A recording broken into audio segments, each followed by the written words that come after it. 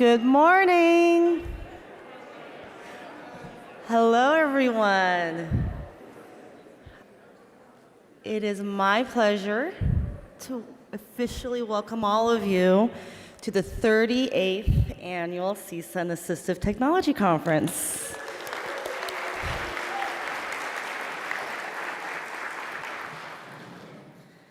For those of you who don't know me, my name is Julia Santiago, and I am the interim managing director for the Center on Disabilities at CSUN. Some of you may recognize me, and for others, I may be new. But soon after last year's conference, our previous managing director, Sandy, had retired, and then I assumed this new role.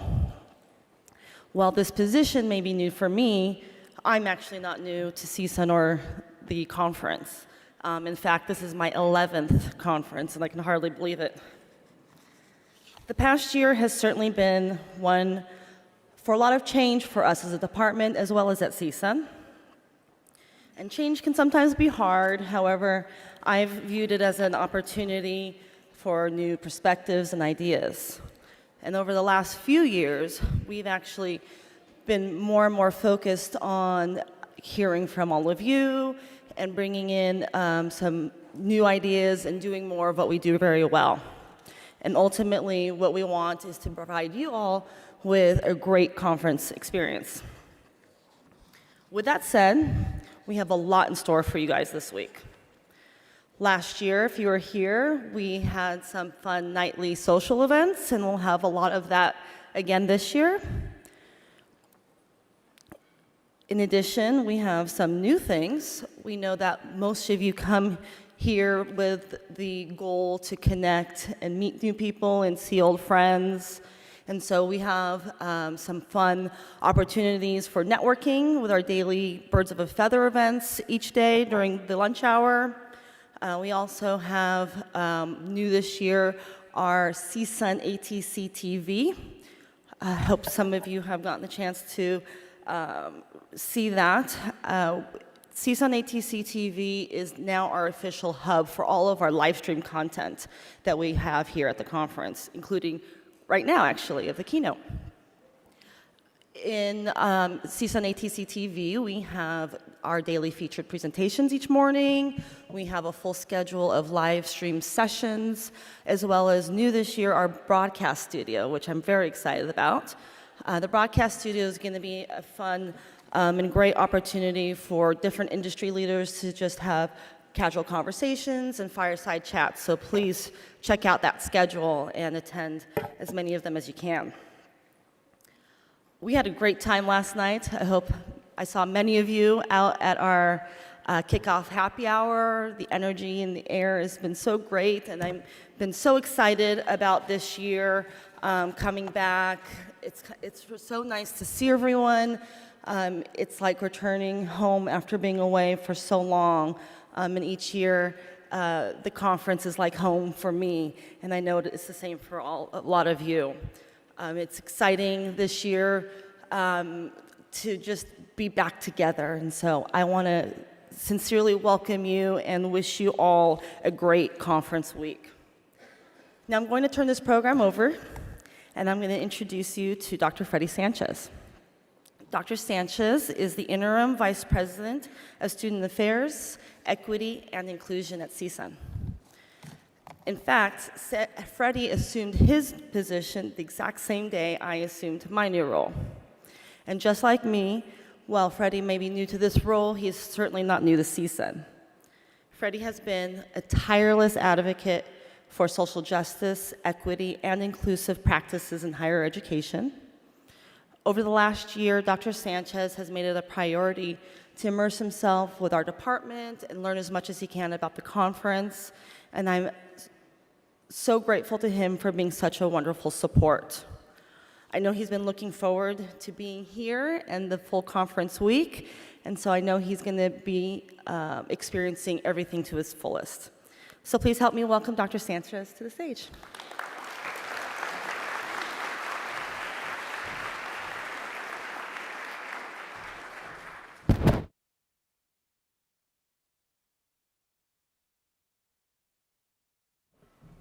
How are we doing? I think we can do better. How are we doing? All right, y'all. Good. Well, good morning. Thank you, Julia. Let's give a round of applause to Julia.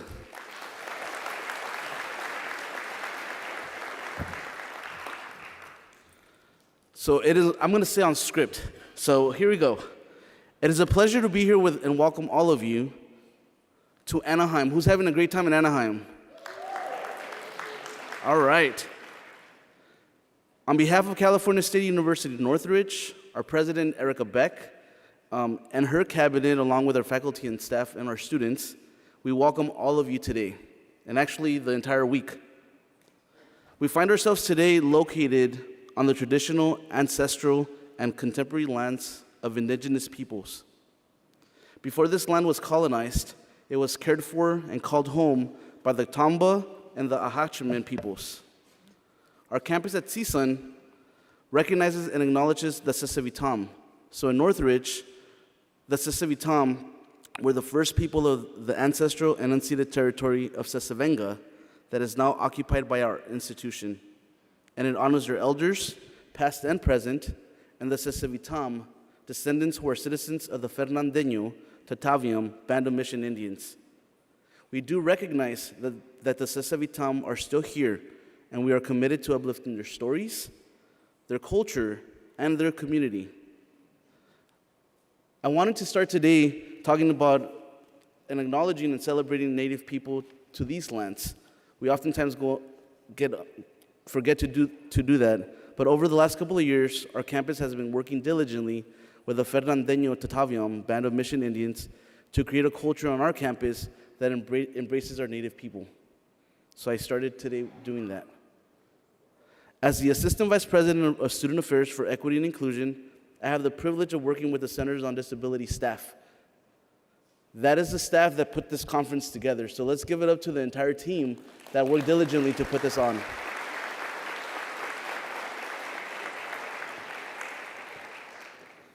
Thank you, team, for your investment and your commitment to creating access for individuals with different abilities. I know that this conference is one of your many responsibilities, and I do thank you for spearheading it diligently. I am proud of the work we are doing on our campus to elevate equity, develop inclusive practices, and celebrate our students' identities. In a few months, we will be breaking ground on the first global Hispanic serving institution, innovation hub in the country.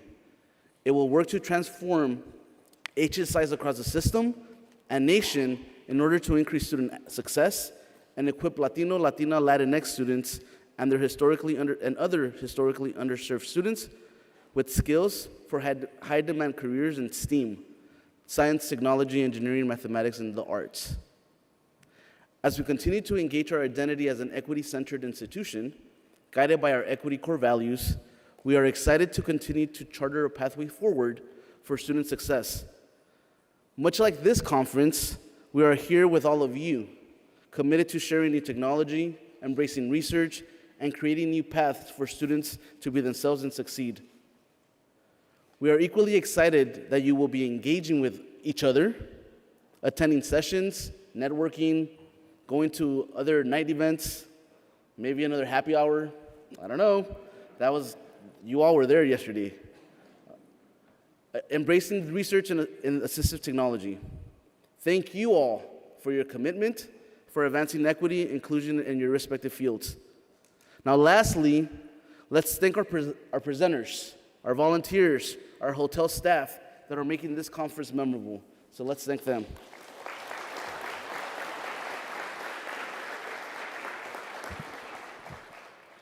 All right, so now let's continue. I'm happy now to introduce Dr. Harry Murphy, who will present the Fred Strach Leadership Award. Dr. Murphy is the founder of the CSUN Conference. Did you hear that? He's the founder of the CSUN Conference, which has been staged in California since 1985. 38 years ago, y'all. 38 years. He is a proud MA graduate of CSUN's National Leadership Training in the area of deafness.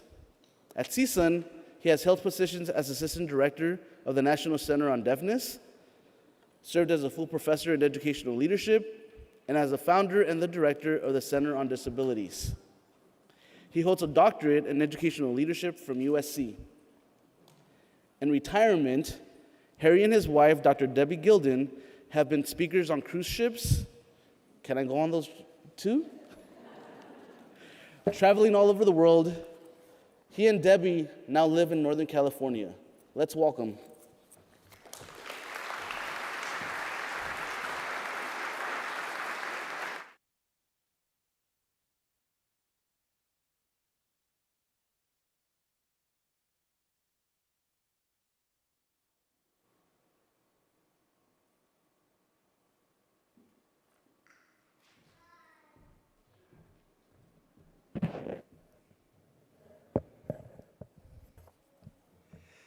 Good morning. I'll try it again. Good morning. A very warm welcome to all of you, and a special welcome to the first-timers. There is to be a gathering of first-timers at noon today in Platinum 1. And I would like to add to Julia's invitation, we're going to co-host it. It's very informal. Please grab something to eat beforehand, come at noon, and I would love to meet each and every one of you. I need to remind you that we were all first-timers at one time or another. I was a first-timer in 1985, as was my wife, Debbie. Okay, to the business at hand.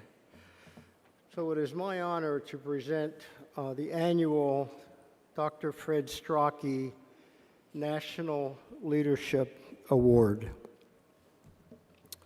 So I'm going to tell a story. And this story begins, as all good stories should begin, with once upon a time. So once upon a time, there was no CSUN conference. So how did we all come to be gathered here 38 years later to celebrate the anniversary of a conference that was first held on the CSUN campus in 1985? Well, Fred Strachey, my boss, and a very, very good one, for whom this National Leadership Award is named, had a lot to do with getting us here today. I went to Fred in 1984, 39 years ago, and said, I propose to put on a new conference on technology and disability. And I added, truthfully, I have no idea if the thing is going to go or not, if it's going to work. And Fred only asked one question. And he said, who will it benefit? So I had a vision of this thing, if it was to be successful, of potentially helping thousands upon thousands upon thousands of people with disabilities, their families, and those who served them. Fred approved the idea, and that meant resources, time, personnel, money. So let me take you back to 1984. The World Wide Web had not yet been invented. The Apple IIe was the top of technology. How could we ever have something better than an Apple IIe? People have called me a visionary. This was my vision. The Apple IIe was it. Now, wait, I'm not done with the Apple IIe yet. You know, you could put in a floppy disk and do math problems. There was nothing better than that. There were no smartphones. Mark Zuckerberg, the founder of Facebook, was born in 1984. There was no Americans with Disabilities Act, And I was heading up the department at CSUN, which serves students with disabilities, and we had no computers in our unit. None for students, none for administration. Now let that sink in for a moment. I was going to stage a major international technology conference, largely centered on computers, without having a single computer, not one, in the unit that I headed. Not a one. This led to a simple formula that's in effect today. What you do is you take two groups. You take those with knowledge and experience, and you take those who are hungry for that knowledge and experience, and you mush them all together for 4 or 5 days. And then you send them home, energized to do more for the consumers they serve. And no one was more eager for this information than the guy who had not a single computer in his own shop. And here we are.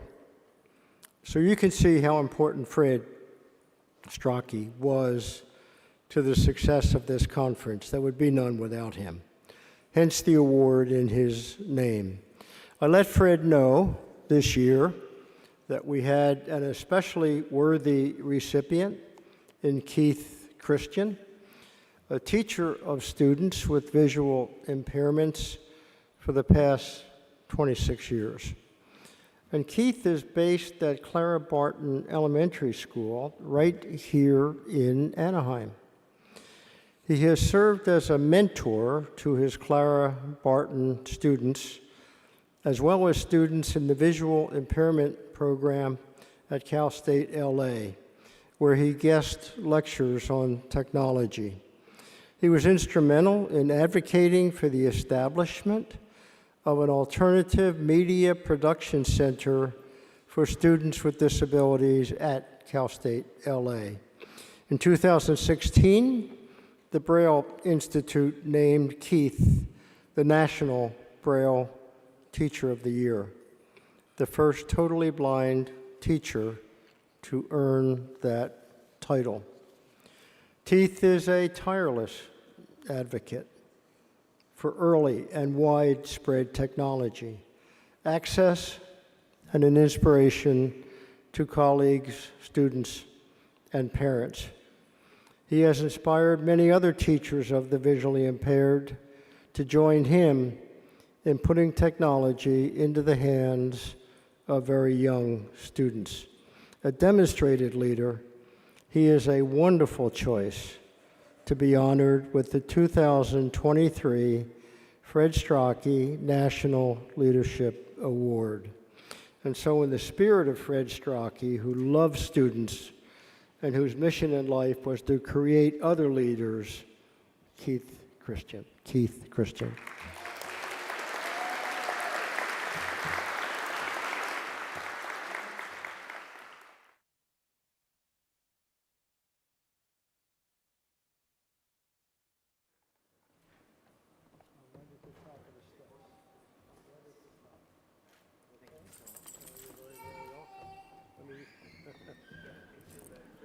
Okay, picture. They want a picture first. Which way? This way? Good. All right. Thank you. Okay. Thank you. You are now, All right. there's a mic right in front of you. Good. Lots of lights, too. Okay.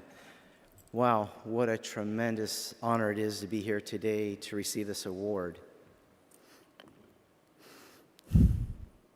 I've been going blind my entire life, and I've learned to lean on technology to make it possible for me to learn how to study, work, and play. I have been coming to CSUN since 1997 when I became a teacher of the visually impaired. I come here to learn about what is the latest and greatest technologies that are available for me and my students. It has been the technology that's made it possible for me to get an education, obtain gainful employment, and maintain that employment for the past 27 years.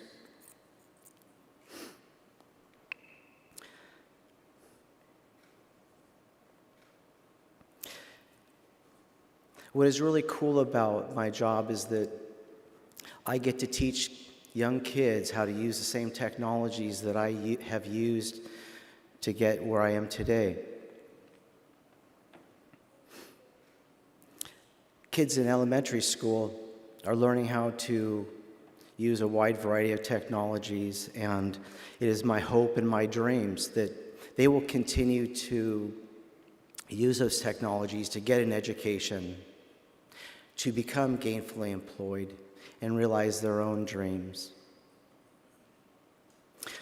I would like to thank the many people out there who have all those wild and crazy ideas for technology, and the companies that have the guts to take those ideas and put them into products and put them into our hands so that we can use them.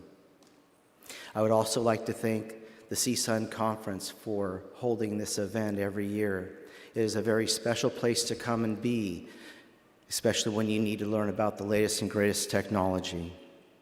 Thank you very much. Okay, Keith, here's your trophy. Here's your award. Wow. Okay. My first trophy at the age of 57. Another picture. Another picture. Which way do I look? Good. Good. Thank you. Okay. Let's go down. Here, you find the stairs.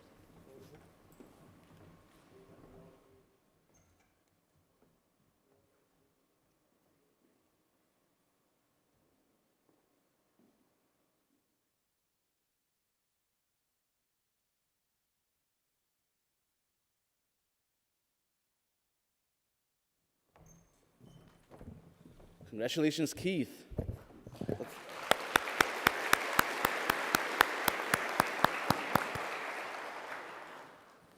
So now it's my pleasure to introduce Dr. Vicky Jock.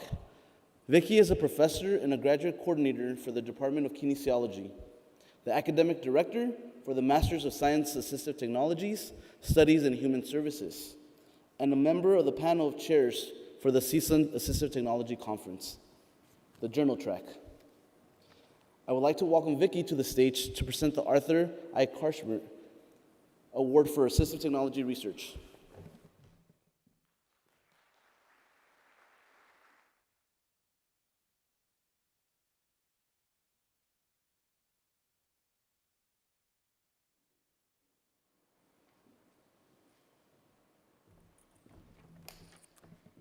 Each year, we receive submissions to the journal track of the scientific and research papers that are published as conference proceedings. This year's 11th volume of the Journal on Technology and Persons with Disabilities will be published later this spring and will include the innovative work of researchers from around the world. Each year, the journal track submission with the highest score is recognized with the Dr. Arthur Karshmer Award for Assistive Technology Research. The award honors the exemplary submission that demonstrates both excellence in research and in the advancement of assistive technology. The 2023 Dr. Arthur I. Karshmer Award for Assistive Technology Research is awarded to ASL Consent in the Digital Informed Consent Process by Ben Kosa, I. Minakawa, Patrick Boudreau, Raja Kushnal Nagar, and Purna Kushnal Nagar. Ben Kosa will accept this award on behalf of the authors. Ben?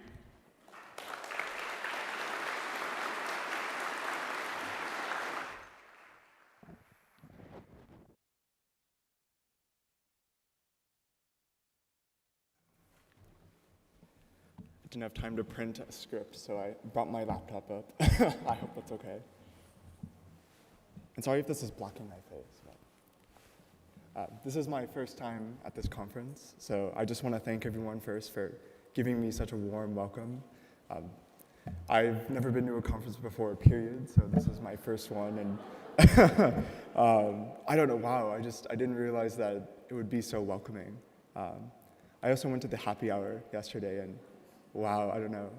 Thank you to everyone who welcomed me with open arms. But I want to thank my NSF research experience for undergrads mentor, Dr. Raja Kushnagar, and NIH Center for Health Equity Director, Dr. Purna Kushnagar, and co-authors for this paper, I. Minakawa, Dr. Patrick Boldret, and Dr. Christian Vogler for their support. The opportunities they've given me, and they keep on giving me to pursue research have really meant a lot to me. I also want to thank the CSUN Journal panel for this award. It also means a lot to me, so thank you.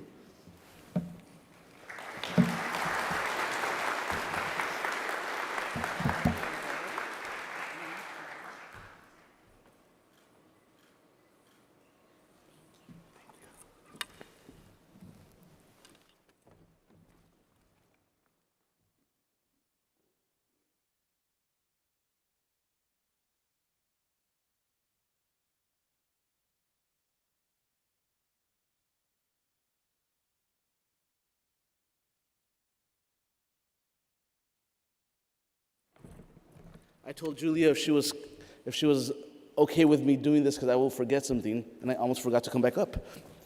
Thank you for trusting me, Julia. All right, so now it's my pleasure to introduce Mike Paciello. He is this year's keynote speaker. Dr. Paciello has been a pioneer, an influential figure in the accessibility industry for more than 3 decades. Please join, did you hear that? 3 decades. Yes. Please join me in welcoming Mike to the stage.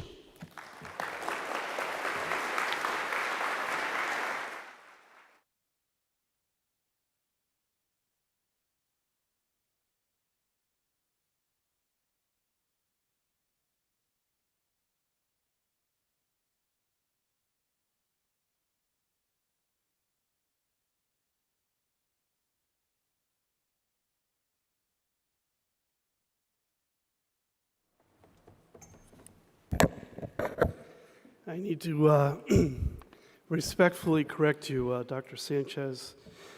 It's not Dr. Paciello.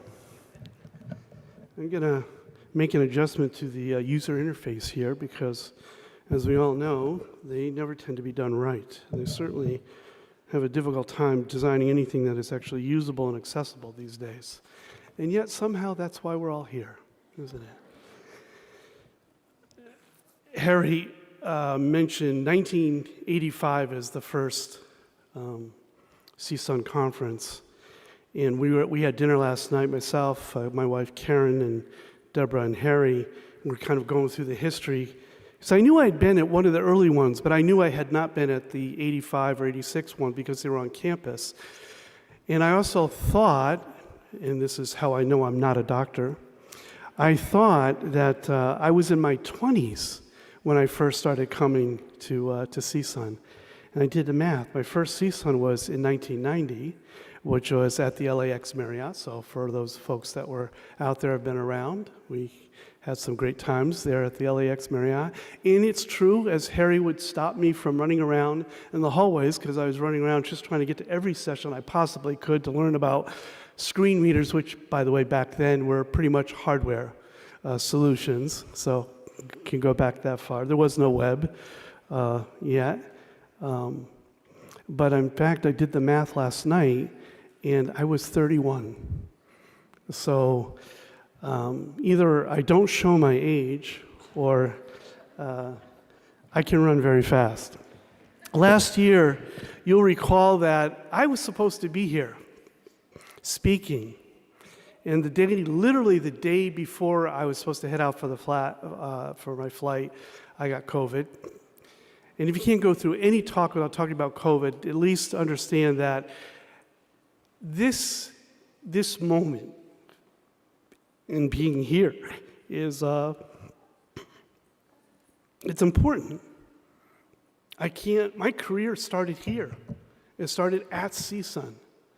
And for that, I have a lot to be thankful. So to miss that speech, to miss last year's, I was on a couch with 103 fever, my wife putting cold compresses and everything else on me, watching Harry wave to me and everything in the whole thing. So this is my big moment. So I want to thank Harry Murphy, the founder. I can't believe I ran into people last night who had never heard of Harry Murphy. I mean, that just really blows my mind. But he's the founder of CSUN, and of course we've had some great directors since then. Sandy Plotin is here. Now we have Julia here. So very, very nice to be here with all of them. Sean, I want to thank Sean Gogan. Sean, if you're in the back, I'm not going to use the images because I realize it's more of a hassle trying to do this with this laptop here in front of me, and I could just read from my notes. And besides, this will give those folks out there who are visual a non-visual experience, what it's like to get descriptions. So I'm going to give you a description of the slides that I would put up there. Only be fair, right?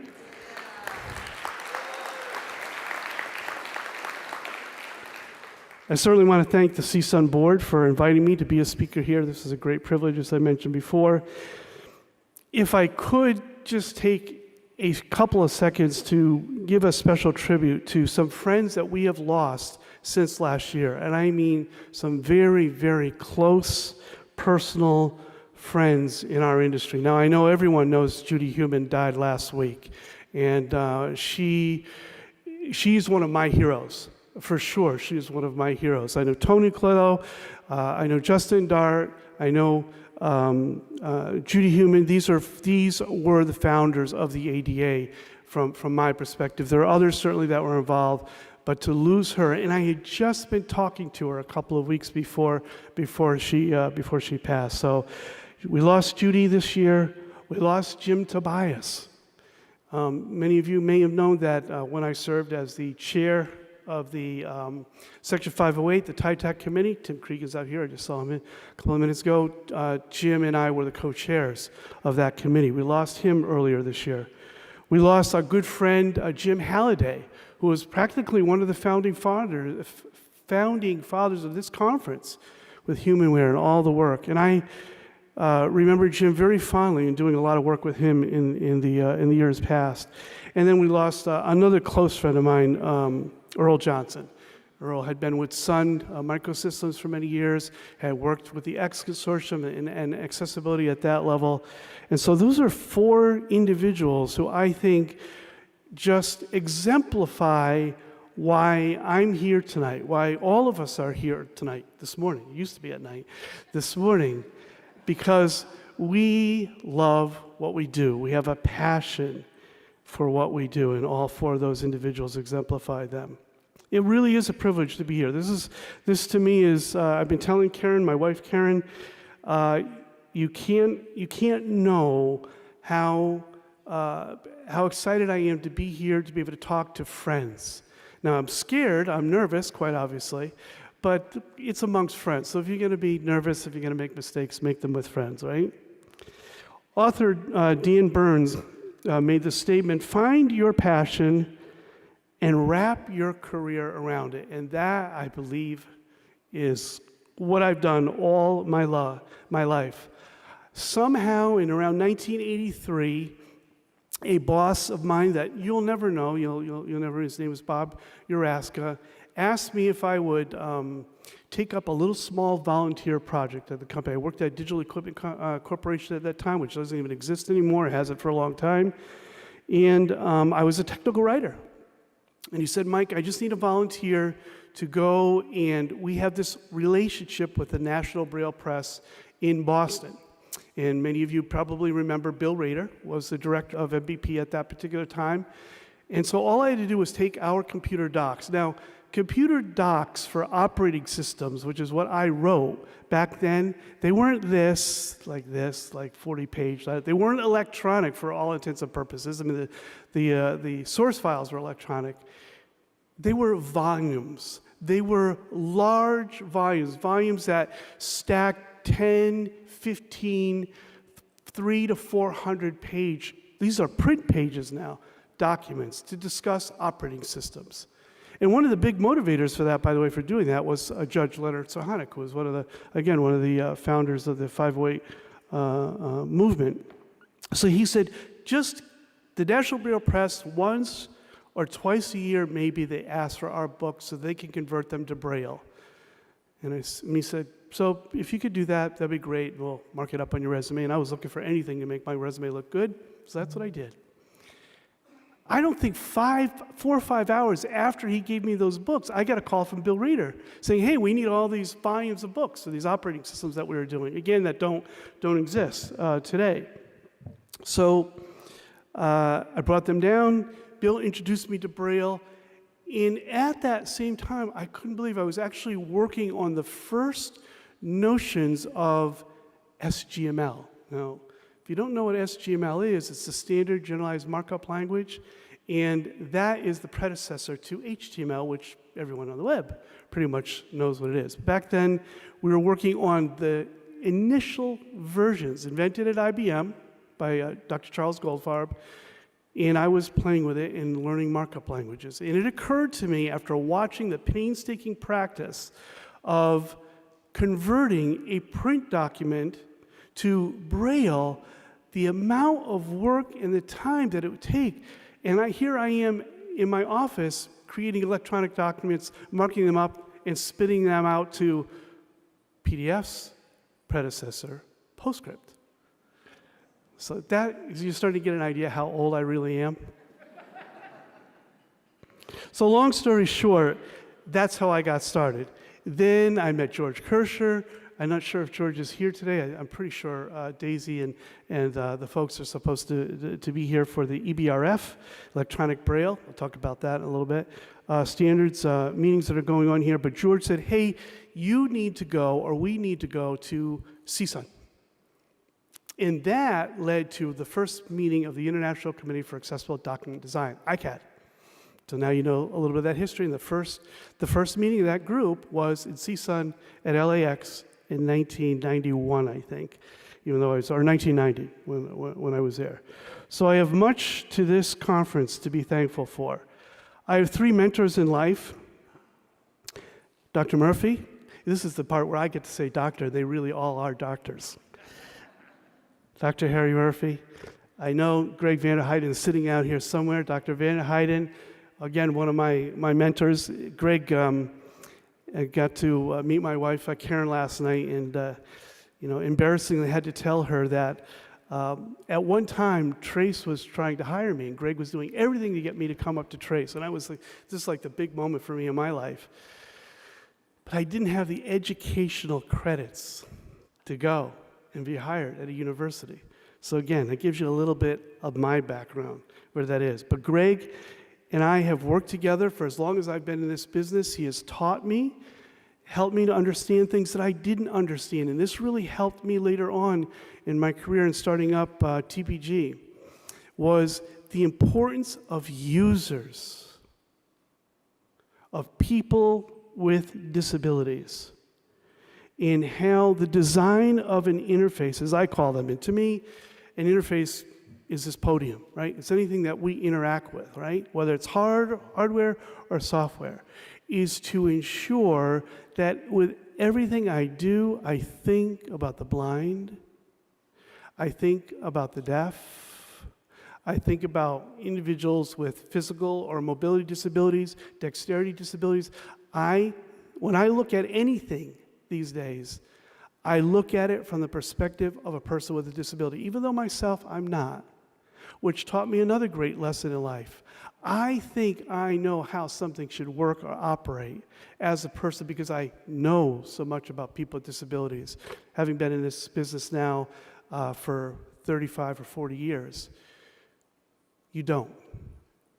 Trust me, for those of you who are new in this area, when you think you understand users with disabilities, you do not. You need them involved in the design and development of the interface.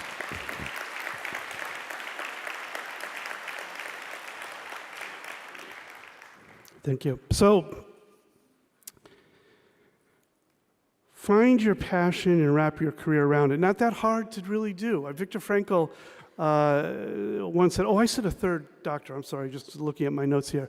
So Dr. Murphy, Dr. Van Heiden, and another close friend of ours, Dr. Larry Skadden, who was at the Electronic Industries Foundation at the time when I first met him, and he also encouraged me to come in. So these are my mentors in life. But as I was saying, Viktor Frankl, and I had an image, and because this thing is not really working, I'm just going to describe. If you don't know Viktor Frankl, he was a well-known survivor of the Holocaust, a psychiatrist. And he made an interesting statement. He said, don't aim at success. The more you aim at it and make it a target, the more you are going to miss it. For success, like happiness, cannot be pursued. It must ensue. And it does so as the unintended side effect. This is so interesting. The unintended side effect of one's personal dedication to a cause greater than oneself. And that is why we're here. We are all involved in a cause greater than our individual selves. That's why I've been in this business of accessibility and usability. So when you're passionate about what you're doing, commitment naturally follows. And I think all of us, again, are proof here that that is true. Several years ago, I had sometimes the privileges that I've had in life are amazing. I was invited to teach at Cal State University, Northridge, 2 semesters with another former member of our board, Mary Ann Prager Cummins. It was called The History of Assistive Technology. So I taught that for a couple semesters with Mary Ann. One of the exercises that I introduced to our class, which was online, by the way, was what I called Speaker's Corner. My version of Hyde Park online. Right? This goes back at least 10 years ago now. So we were already doing virtual teaching, virtual learning. And the purpose of that was because I wanted to give each of the students an opportunity and a chance to sound off, to get up on their soapbox and to talk and defend their rights, whether they're a person with a disability or not, to understand and get them involved passionately about accessibility. And in doing that, this is where I'm here today. So I'm going to talk to you today about 3 key areas, three key principles in life that I abide by. And it goes back to something I said earlier. It's about users first. It's about being human-centered. One of my first real lessons in understanding the importance of being human-centered was with former Representative Tony Coelho. I was invited to a dinner in New York City with a couple of others. One was an individual that worked with on Vice President Gore's staff at that particular time. So again, I'm dating myself. A very famous venture capitalist, Esther Dyson, and myself.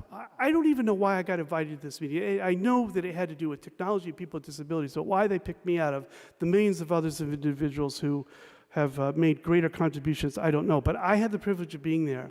And I had never met Tony before. I knew of him, but I had not met him. And so I just talked to him casually, and I said, what is most important to you right now, this point in time? And he said, I just want to feel relevant. Relevant. In other words, he wanted to make a stand for what it meant to be an individual with a disability, to be a contributor to society, to feel progressive in society as a human person. And that's as close as I could think of what it meant to be, what it means to be human-centered. Why it's so important? Because technology tends to run way ahead of us, right? Mainstream technology runs and leaves a lot of us in the technology and disabilities field behind. They still are not thinking from the ground up. Design this from the ground up. They're just not. Dan Goldstein gave the keynote here a couple of years ago, and I remember he had a few of us in our seats. He was pretty passionate. I didn't even realize that Dan Goldstein and I only lived about 15 miles away from each other at the time, and I've known him for all these years. But here's what he said. I think he pretty much closed it. He said, I am convinced we are losing ground. This is in 2018. That technology is developing more rapidly than accessibility is progressing into the technology world. He said, we're going to have inaccessibility as long as students, and this is the key point, as long as students in computing don't learn about accessibility and don't see peers with disabilities, right? You can't design, you can't develop, you can't even conceptualize a technology without users with disabilities. Now, I can't say I'm not a person with a disability myself. I've only been a professional, privileged to be in it. But I can tell you, nothing without us. No. Say it louder. Nothing about us without us, right? Exactly. That was the point. Thank you very much. See, I get audience participation. I'm not even doing anything interactive. That's great.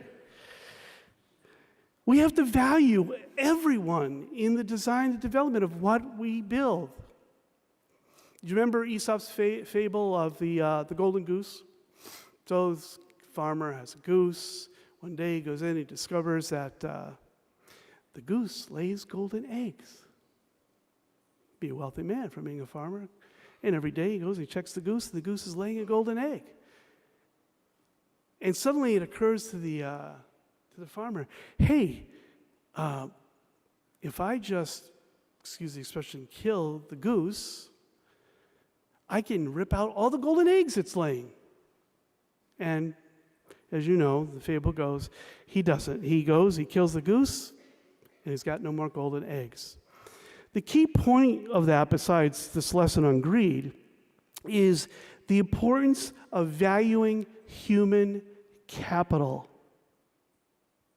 There was a restaurant owner several years ago in the New England area. They had a great business, very, very well known for one of my favorites, corn chowder. Very, very well. Seafood corn chowder, just the absolute best up in the Boston area. And long story short, they ended up, for personal reasons, selling business. The new owners come in, and what they did was they decided, well, we can make more money if we cut down on these ingredients and do a few other things at this level, and people will still come, and our revenues will go up because, right, well, there'll be a bigger gap between what we're selling and what we're actually spending.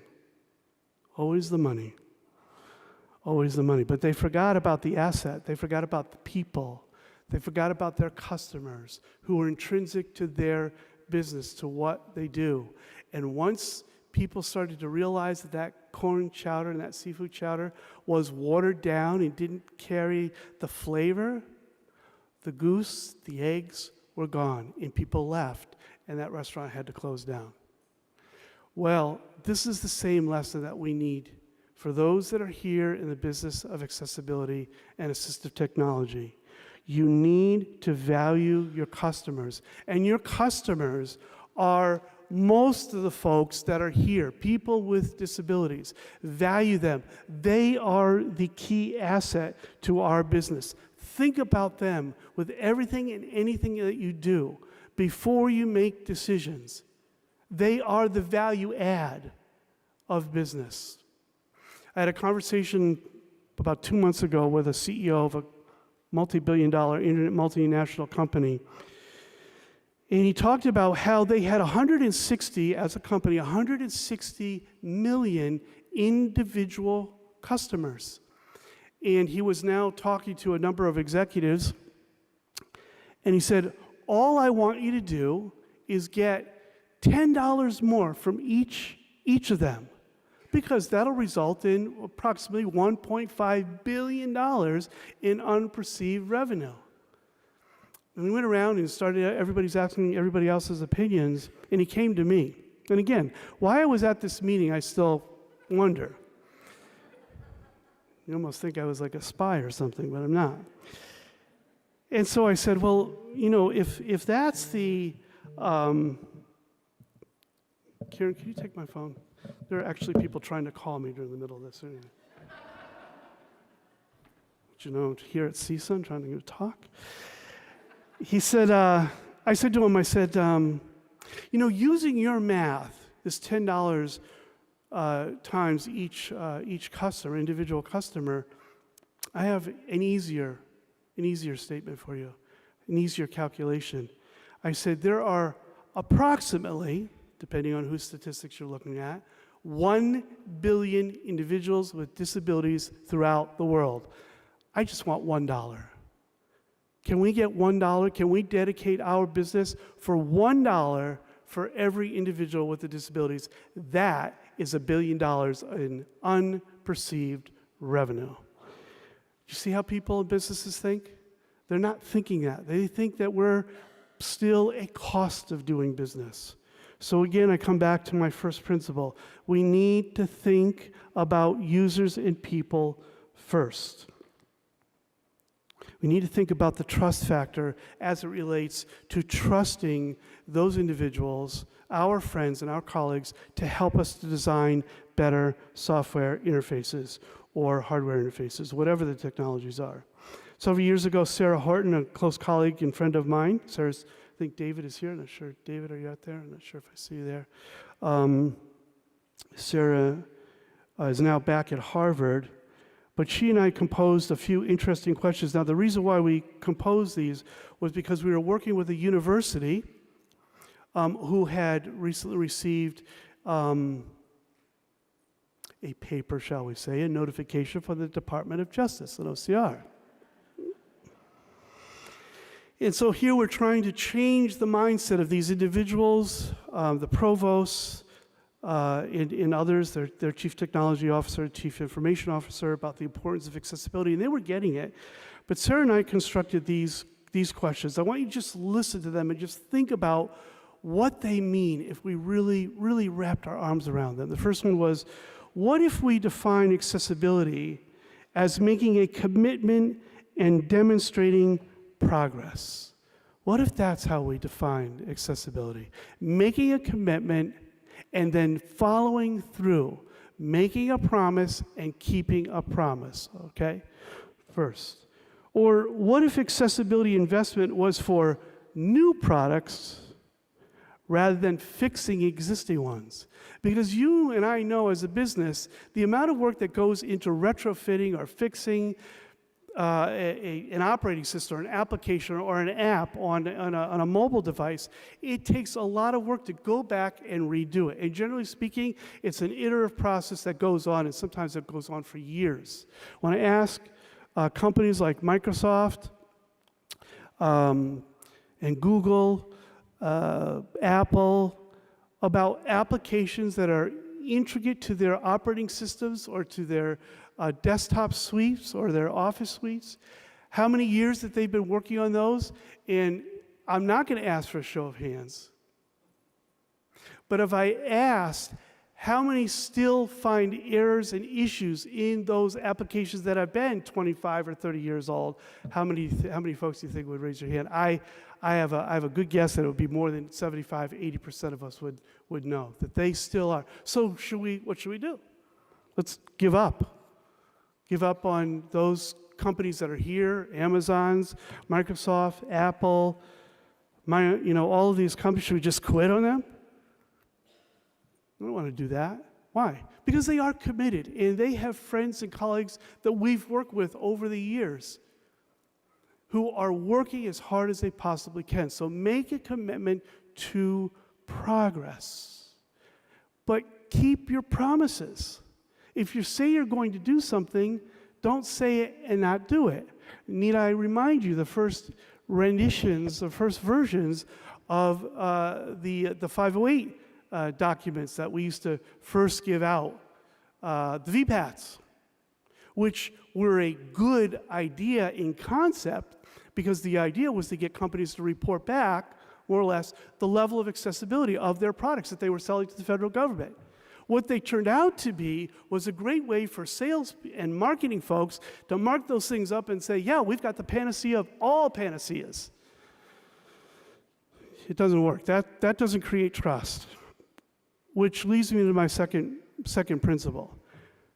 Transparency, being honest about what we do, is a critical aspect of being in this business, of working with our colleagues in the disability field. My first personal lesson as a professional in the disability and accessibility business was I needed to earn, and that's a real key word.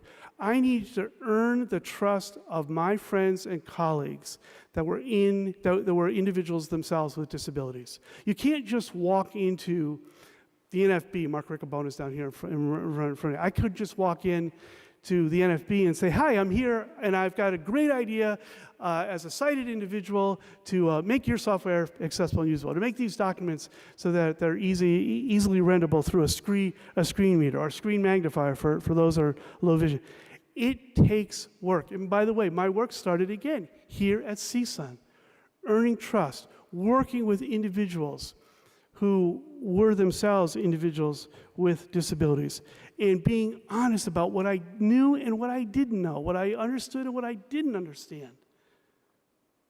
That's why transparency and trust are so important, so crucial to our industries. Now, I had prepared a number of slides and pictures, as I said earlier, but trying to stage them here on this laptop was going to be a little bit difficult and cumbersome with my notes. At this point, when I was going to show a picture of my team at TPG, now a number of them are here, and I can't tell you how great and what a great privilege it was to work with all of these individuals. Every single one of them, Charlie Pike, Steve Faulkner, Hans Hillen, Carl Gross, Adrian Roselli, David Swallow. These are folks that I know that are here. David Sloan, Johnny James, Matt Feldman. I even have one of my favorite persons in the world. I carry her with me, thanks to Ted Drake, Leonie Watson. So if you haven't gotten a sticker from Ted, he's around here somewhere. Where did I see Ted? There he is. He's right in here. Leonie Watson sits right here, close to my heart, second maybe to my wife and my mom. These friends were so dedicated, these colleagues are so dedicated to accessibility that rather than focus on developing products that we knew we could have done, we focused on services, because our first foray into this business, our first line of defense were users themselves. And so that team built on a foundation of transparency. If we met with a client, we told them, here are the issues, here the issues are, why they exist, and how we have to get involved, how we have to get users with disabilities. We conducted so many user studies. Individuals, we had them right here. At CSUN, we would conduct them for a number of different companies to make sure they were getting a feedback that was in truth what was really going on.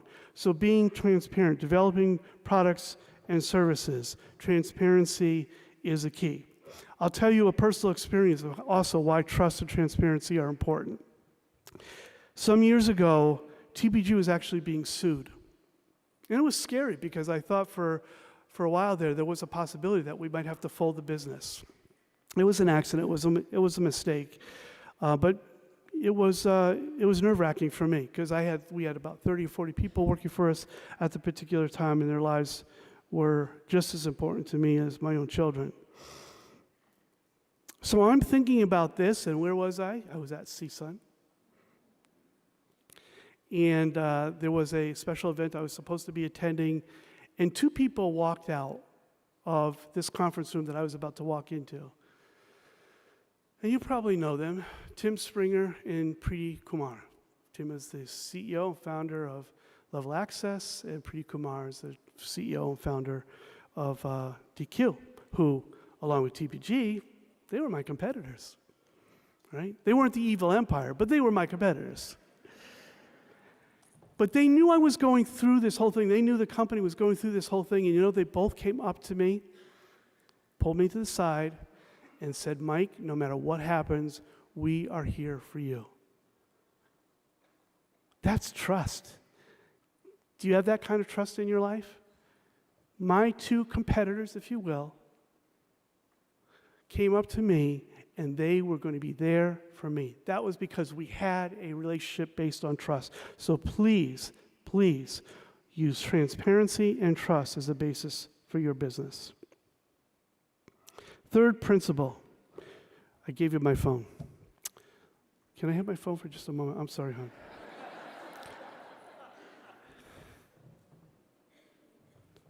This is my wife, Karen, by the way.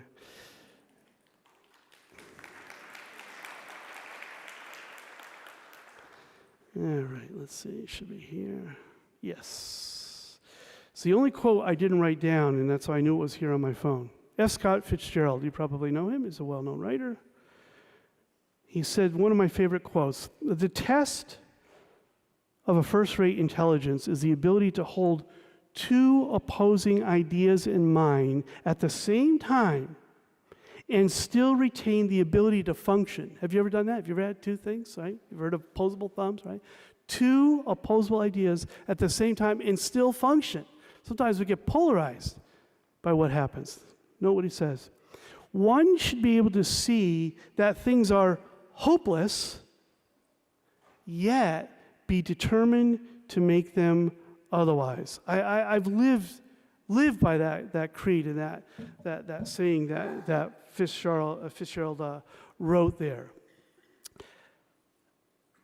So much of what we do in business, it seems, in our area, it seems like there's this tug of war that's constantly going on between mainstream and this accessibility and assistive technology. And it almost looks like it will be impossible to get through it. I posted on LinkedIn, as I'm sure you're surprised, like posting on LinkedIn and Twitter is practically to me like drinking milk for a lot of people.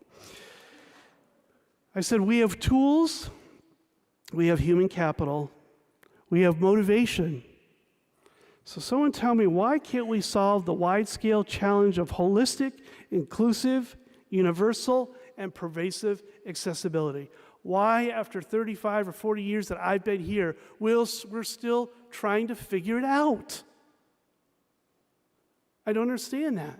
And I remember Larry Skadden and Greg Vanderheiden talking about the advancements back early in my career in technology. And we have made a number of advancements, but we have not solved that single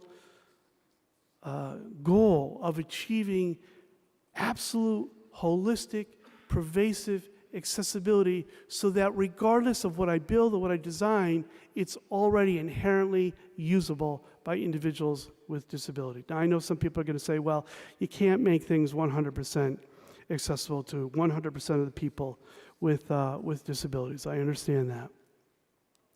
But I do wonder where we would be when we talk about commitment and progress if, for example, IBM, Apple, and Microsoft, who have been deeply entrenched in accessibility in operating systems and various application development, where we would be if we didn't have their commitment, right? Them and many of the other companies that are here. I wonder where we would be today if DQ, High Software, SSB/Level Access would be if we said when they promised early on that once you run these validation systems on your website, you'll find all the errors, you can go and you can fix them, and you'll have 100% accessible website. I wonder where we'd be if we gave up on them, right? Those companies are crucial and critical to our industry today. I wonder where we'd be, and I can remember these fights, sitting at a table at the W3C with Netscape, reps from Netscape and Microsoft, and even the folks over at Mosaic under Dr. Harden. We developed the first graphical browser back then. Where we would be if once they introduced graphics to the web, they gave up because we right away got in and said, okay, we need to make these graphics accessible. And that shouldn't be too hard. All we have to do is create alt text. Well, you want to talk to people here who have been involved and what it means to write alt text for an image or images, how to do that? Yeah, it's not so easy. So we're still looking at things on the web and how to make them usable and accessible. Or how about when we were at the 508 meetings and someone made the comment, usability is not measurable, so therefore it's not important to accessibility. That statement was made to me on a personal level and at a table of some 40 participants, and I thought, if usability isn't measurable, then he's basically saying user experience and usability is not important to the very people that he serves. And I knew he didn't really mean that, the individual that made that statement, but in the long run, it told me he wasn't really thinking about it. Or when we had 3 more months to finish that charter. 3 more months, and Tim Krieger's sitting right here in front of me. 3 more months. I asked you and David, give us the 3 more months so we could tackle the last issue that was still being argued at the table. Interoperability. The way that mainstream technologies and accessible technologies and assistive technologies work together. All I wanted was those 3 months just to focus on getting there. But people were tired after 18 or 19 months and decided that's where they wanted to stop. We never did get there. So we're still dealing with the interoperability in many cases today. And my point is, going back to what I had said here earlier, is that it seems oftentimes that things are hopeless. But we have to be determined to fix them, right? Calvin Coolidge said persistence and determination are omnipotent. And I suggest to everyone here that when we run into problems and challenges like this, rather than fighting, rather than arguing, whether it's across a table or across the world by the internet, work together for a solution. Because if we don't work together, we won't solve these problems. Because people out in the world, they don't really care. If you think investors and businesses really, really care, talk to them. In the end, it still comes down to what those revenue streams look like, what the sales are, whether or not their investments and their stocks are rising or lowering.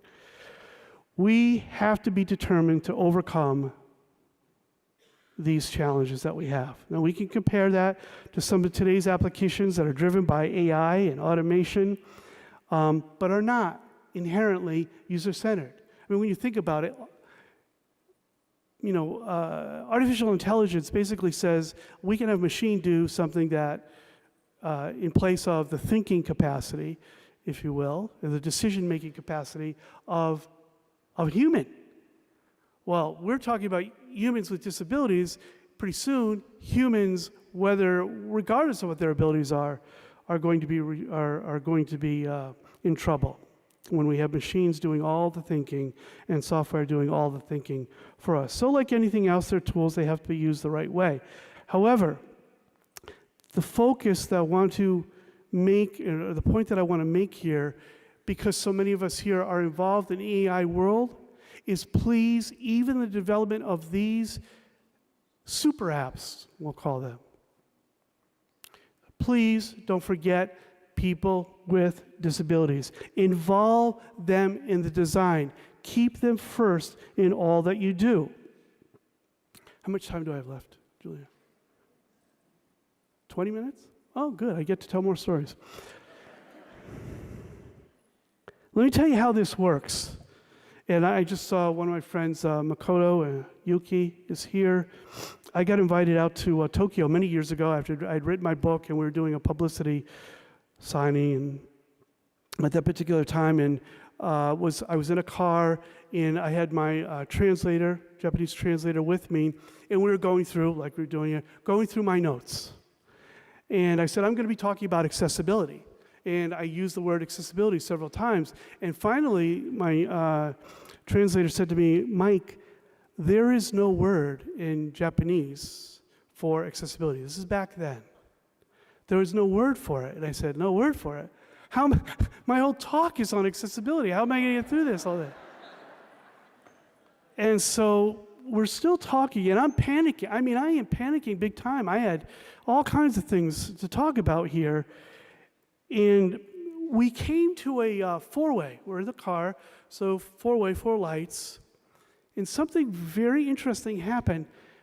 I noticed that all 4 ways, the drivers turned off their headlights. I'd never seen anything like that. If you try to do that in New York City, I'm from New York City, let me tell you something, you got problems, because they're going after you. And so I turned to my translator and I said, why is everyone turning off their lights? And she said, common sense. Clearly a person not from New York City. It's common sense. I don't understand. Well, really common sense and being polite is part of the honor system, if you will, that the Japanese are very well known. So if you've been to Japan, I'm sure the hospitality and the honor that is often displayed is right there. These folks, they get to a light, they turn off the headlights so those beams don't shine in the eyes of the driver across from them. Wow. The Japanese word, by the way, at that time was, and correct me if I'm wrong, Makoto, I'm not sure where you're sitting on here, in here somewhere. I believe it's josuke, common sense, josuke. Now, later on, there is a word, there is a symbol for accessibility. But really, when you think about it, that's what accessibility is all about, isn't it? It's common sense. It's doing the right thing. I think half of us have probably said that at least a dozen times in our lives. It's about doing the right thing, but it's really common sense. Design something so that the most people possible can use it. That's what we're doing. That's what we're all about. So every time you design something, be determined, be persistent. Don't give up until it works. Test with users with disabilities. Get them involved. Bring them into your labs. Bring them in, through usability testing. Get them involved. You cannot develop something for a person with a disability if you don't know how they use it. Whether they're in their work environment, in their educational environment, or even at home. Watch them, understand how they use it, and design and develop things that are usable and accessible for people with disabilities. Common sense. I've had that word drilled into my head so many times, it's not even funny. My dad, growing up, Mike, is this common sense? Just common sense. It's a hammer and it's a nail. Take it, boom, right? Common sense. So, as I conclude my talk this morning, I want to encourage everyone, please, focus on moving forward. Move beyond the barriers, move beyond the arguments. There's a book entitled Getting to Yes. Find out what yes is and get there. Be determined to get there. Don't kill the golden goose. Because that's the risk that we take when we fight, or when we're not on the same page, or when we're not determined to make things usable and accessible. Let's make sure that we all establish a common goal. Look to build and achieve trust, transparency, and collaboration between the stakeholders and the principals, users with disabilities, the folks. Our goal should be to look at how we work together and how we can leverage technology as it is today into the next generation of technology. Ram Charan says that there are new rules of competition for the digital age. I thought 2 of the 5 that he listed were just phenomenal, because this is an individual that, as far as I know, doesn't have any background in technology or people with disabilities. But note what he said. This next generation for new rules of competition of digital age, number 1, a personalized consumer experience is the key to exponential growth.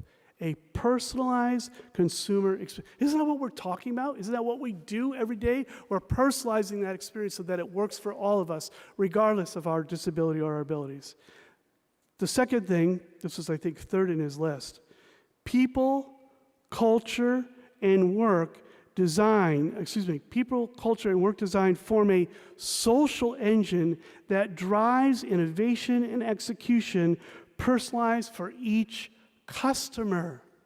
That's what business is all about. That's what we should be doing. That's the mindset that we need to be talking to the folks that are above us and driving home in our engineering and product development groups. Personalization. It's a wonderful thing, designing things that actually adapt to us rather than us adapting to it. That is panacea. Stephen Covey once said, to live, to love, to learn, and to leave a legacy. I don't know if I'll leave a legacy so much, but I can tell you this. I've been trying to give my whole life to the community of people with disabilities, and I'm very thankful for the privilege that you've given me. And as my contribution, I give you 2 sons, literal sons. One works for Tim at Level Access, and one works for Preeti at DQ. And I sit like a fly on the wall, so I know everything that's going on. That's not true. But to be able to do that, to pass on to generations of our family, of our children. I taught my kids from the first day that I started learning about accessibility and disability, I taught them about this. And in our office meetings, we'd have kids come in and we would teach them. And we have members of the former TBG team and others that I've worked with over the years. We have children. Leave a legacy. Don't hold it to yourself. Share everything that you've got. That's what I've tried to do. Share my passion, share my commitment, and share my love for you. Thank you.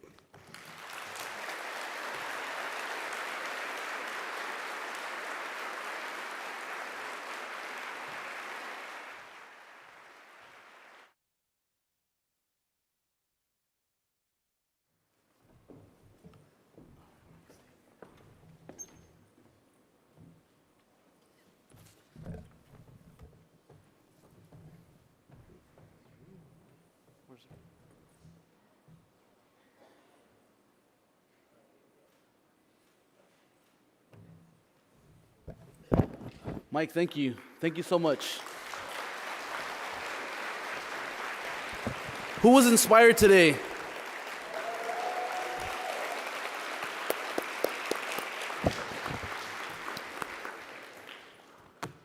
I'm going to try to turn off the lights at the four-way stop. Let's see what happens. All right, thank you so much, Mike, for such a great inspirational address and kicking off. I'm surely inspired, really thinking about the legacy and really thinking about how to engage. We work at an institution to really engage our students in the process. That's equity-centered design thinking at its core. Thank you so much, Mike. All right, so now we are coming to a close. Make sure that you're checking out the conference schedule and take advantage of the many opportunities to connect with your fellow attendees. Who here has already met someone new? By the end of the conference, I am hoping that all those hands will likely be up. All right, there's so much more in store this year with daily featured presentations that start each morning. The Birds of the Feather that Julia was talking about earlier that happens at noon.